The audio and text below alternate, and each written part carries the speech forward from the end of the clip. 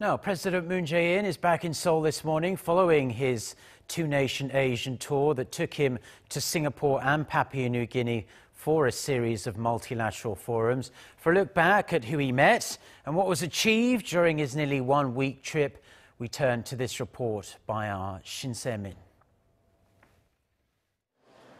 At the APEC Summit in Papua New Guinea, President Moon Jae-in proposed a joint project called the Digital Innovation Fund aimed at fostering the Pacific Rim's digital capabilities.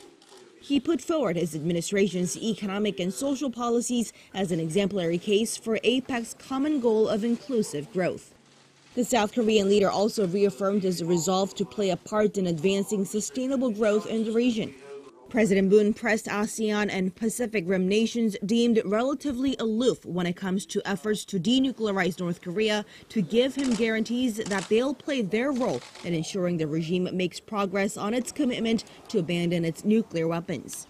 On the sidelines of the summits in Singapore and Papua New Guinea, President Moon held bilateral meetings with Russian President Vladimir Putin, U.S. Vice President Mike Pence, and Chinese President Xi Jinping.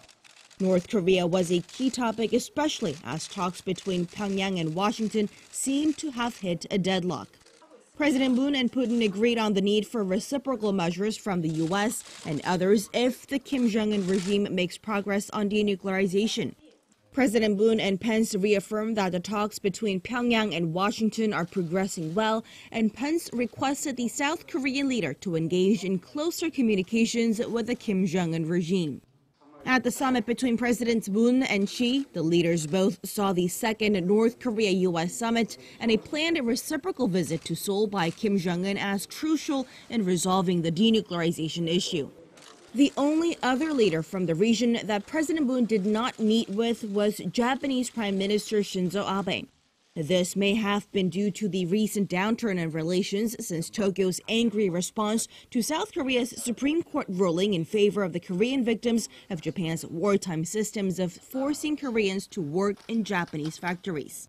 Still, with the majority of the key players sharing the common desire to keep the peace drive going, it seems negotiations for a second North Korea-U.S. will finally get some traction. Shin Se-min, Arirang News.